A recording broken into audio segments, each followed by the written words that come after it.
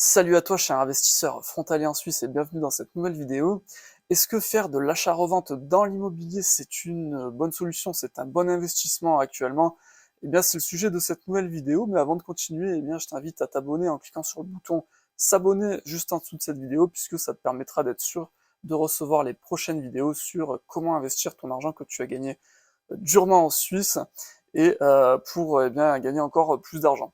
Donc le sujet principal du jour, à savoir est-ce que c'est une bonne idée de se lancer dans l'achat-revente dans l'immobilier actuellement, parce que c'est vrai que quand tu es frontalier en Suisse, eh bien tu sais, tu arrives quand même à mettre pas mal d'argent de côté, et puis le premier truc qui te vient comme ça en tête, c'est l'immobilier.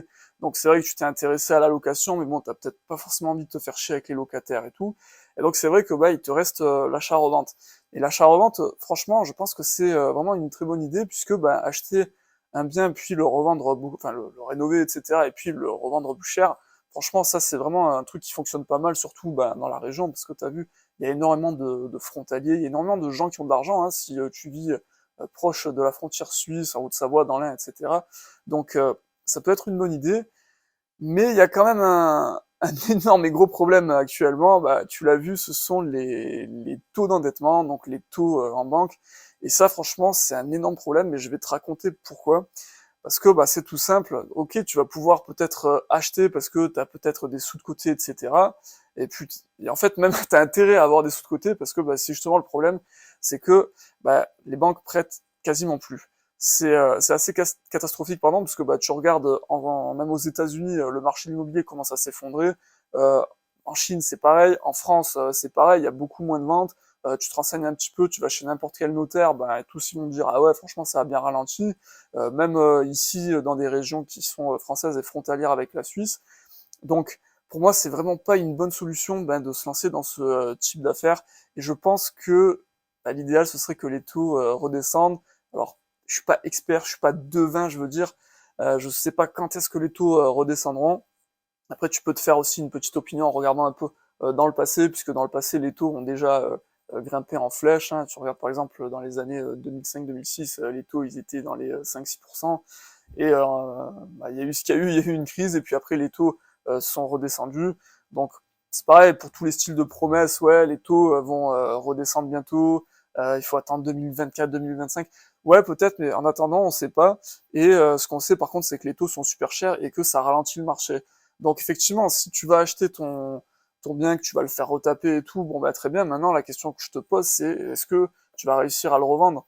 Je veux dire, si t'es vraiment si c'est vraiment ta première opération comme ça dans l'immobilier, tu vas peut-être pas te lancer dans un, je sais pas moi, tu vas peut-être pas acheter un bien à 1 million d'euros, tu vas peut-être démarrer dans un petit T2, dans quelque chose qui est assez accessible et assez recherché, surtout ici dans le coin. Typiquement, bah, ce sont des gens seuls ou des gens qui sont à deux, qui arrivent dans ces régions frontalières françaises et qui bah, essaient de trouver un travail en Suisse. Dès que c'est fait, bah, c'est parti, ils commencent à acheter, mais vraiment le T2 peut être pas mal.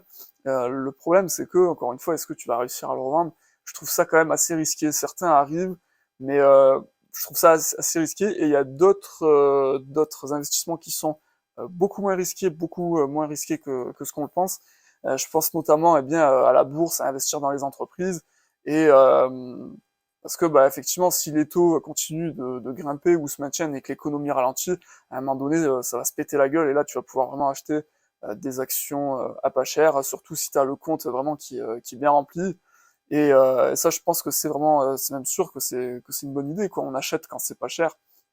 Donc vraiment, ce que je t'invite à faire là actuellement, c'est vraiment surveiller ce qui se passe un petit peu dans le monde, et puis de toute manière, quand il va y avoir une grosse crise, puisque je pense qu'elle est vraiment inévitable, je vois pas vraiment comment l'économie peut survivre si les taux d'intérêt restent super élevés, parce que bah forcément on injecte moins d'argent, et voire quasiment plus d'argent, et le monde vraiment tourne autour de l'argent, hein. Je veux dire, les entreprises eh bien achètent enfin ont besoin en fait de beaucoup d'entreprises dépendent des banques, donc à un moment donné, elles vont se retrouver, certaines entreprises vont se retrouver vraiment, vont commencer, enfin certaines sont déjà même dans la merde, et je pense que ça va vraiment s'accentuer. Donc à moins encore une fois qu'ils rebaissent les taux, mais ce qui veut dire aussi que l'inflation va remonter, puisque bah, l'argent recommencera à circuler. Enfin bref, je vois vraiment pas comment ça peut ne pas se casser la figure. En tout cas, bon, si tu as une idée de comment ça ne pourrait pas se casser la figure, je t'invite à laisser un commentaire, mais en attendant, je t'invite vraiment à surveiller ce qui se passe dans le monde. au niveau de l'économie, parce que, encore une fois, si il y a une grosse crise, il va y avoir des super opportunités pour acheter des actions d'entreprises extraordinaires à des prix vraiment dérisoires. Voilà.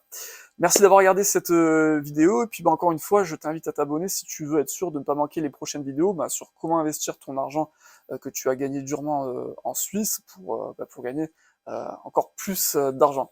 Merci d'avoir regardé cette vidéo, et puis en attendant, je te souhaite de très bons investissements. Salut, ciao.